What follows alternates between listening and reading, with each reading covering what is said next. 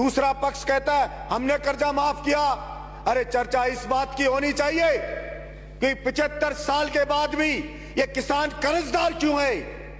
कोई भीख नहीं मांग रहा आपसे कि उसको कर्जा के जरा सा माफ कर दिया, ऐसे दिखाया जाता है पता नहीं क्या कर दिया। सभापति महोदय, जब तक उसकी फसल का दाम नहीं मिलेगा तब तक उसकी स्थिति सुधर नहीं सकती। जब तक उसके खेत को पानी नहीं मिलेगा, उसे बिजली समय पर नहीं मिलेगी, उसे बीज खाद नहीं मिलेगा, तब तक अपन केवल सहानुभूति नहीं बटोर सकते कि हमने कर्जा जरा सा माफ कर दिया, ऊंट के मुंह में जी रहा है वो। सभापति महोदय, मैं कुछ आंकड़े रखना चाहता हूं सदन में। 1967 में आईएएस की सैलरी हुआ करती थी 250 रुपए, जो आज वो 3 से 3.5 लाख रुपया महीना हो गई है। और वही 1967 में डीजल होता था सभापति महोदय 20 पैसे लीटर, और आज वो 100 रुपए लीटर हो गया है। सभापति महोदय, सोना होता था 200 रुपए का 10 ग्राम 1 तोला, आज वो 60,000 रुपए हो गया है। और गेहूं था 70 रुपए का क्विंटल, जो आज 1800 रुपए क्विंटल में बिक रहा है। यानी कि आईएएस की बढ़ोतरी सैलरी में कितनी हुई? 1500 गुना।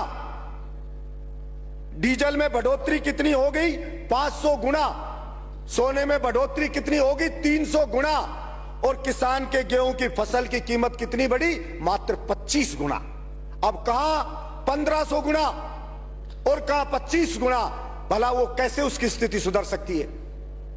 हर चीज की महंगाई बढ़ गई है, कृषि के उपकरण है उनकी महंगाई बढ़ गई है, लेकिन उसकी फसल को नहीं खरीदती सरकारें। अब गेहूं पे 10% बढ़ाइए, 200 ये कह दिया कि 2110 रुपए। सभापति महोदय, हमारे मंत्री जी हैं, खुद किसान हैं, वो जानते हैं कि खर्चा गेहूं पे 1 बीघा का खर्चा किसान का आता है 1800 रुपया बीघा पे आता है। 18 जैसे एक जो क्विंटल पर 1800 और 18,000 रुपया 1 बीघा पे आता है। मात्र 10 क्विंटल के लगभग गेहूं पैदा होता है। जो 1800 के हिसाब से बेचे तो 18,000 का हुआ, उसका खर्चा भी 18,000 आता है, पैदा भी 18,000 हो रहा है, तो उसकी स्थिति भला कैसे सुधरेगी? सरसों की फसल करो तो उसके ऊपर भी वही 11,000 के समथिंग खर्चा आ जाता है, और वो बिकती है तो वही 18,000 20,000, और कभी पाड़ा पड़ गया तो बर्बाद हो गया।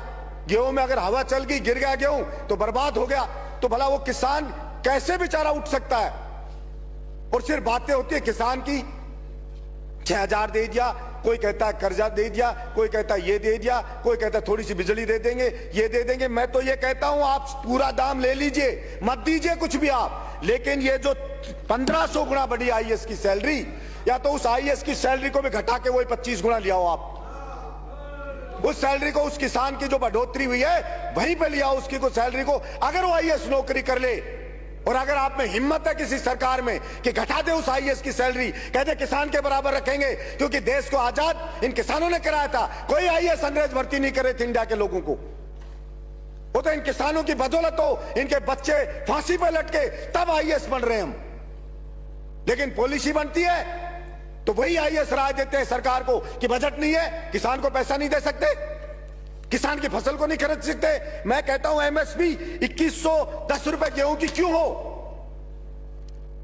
इसकी एमएसपी उतनी करो ना जितनी उसकी गुजारा हो उसका, लेकिन उसमें कोई चर्चा नहीं होगी और कोई पैसा मिलेगा नहीं। और ये किसान सहन शक्ति है बेचारे की, सहन करे जा रहा सहन, ये उसकी ग्रेटनेस है कि वो सहन कर रहा है और मेरा देश महान कह रहा है। अब फौज में जाता था सभापति महोदय, उसका बेटा एक्सरसाइज करता था, फौज की भर्ती भी बंद कर दी है। पुलिस में जाता था सभापति महोदय, दौड़ भाग करता था, खेत में काम करता था, फिजिकल फिट होता है, मजबूत होता है, बहादुर होता है, दौड़ भाग करके पुलिस कांस्टेबल बन जाता था। कोई मिलिट्री में जाके, अब मिलिट्री का भी बन, पुलिस कांस्टेबल में आईएएस जैसा पेपर पकड़ा देते हैं। उसकी फिजिकल फिटनेस को कोई देखते ही नहीं है। अब उसमें पेपर में कौन सेलेक्ट होता है? वही जो ट्रक चलाने वाला खरीद के 10 लाख मिलाया वो सेलेक्ट हो जाता है। इसलिए सभापति महोदय, मैं आपके माध्यम से सरकार से गुजारिश करता हूं कि केवल किसान किसान बात करने से नहीं होगा। वास्तव में आज किसान को सबसे ज्यादा न्याय की जरूरत है, और उसके साथ हमें न्याय करना पड़ेगा। नहीं, वो किसान के बच्चे जो अंग्रेजों से लड़े थे, जिस दिन उसने ठान लिया उस दिन फिर आप सोचना क्या हाल होगा।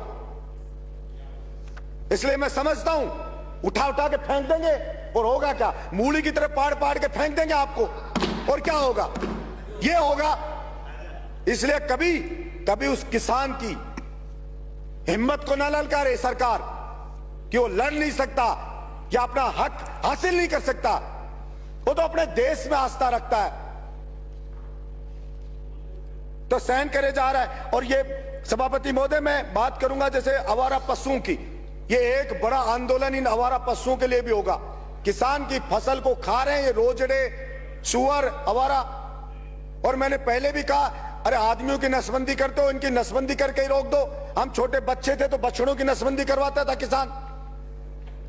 आवारा ये जो नंदी है उनकी नसबंदी कर दो। और गाय को अगर सच में बचाना चाहते हो, आप गौशाला में अनुदान देते हो, किसान को दो ना अनुदान कि वो घर पे गाय को पाले। हम अनुदान देंगे तो किसान की स्थिति भी सुधरेगी और हमारी गाय माता भी बचेगी।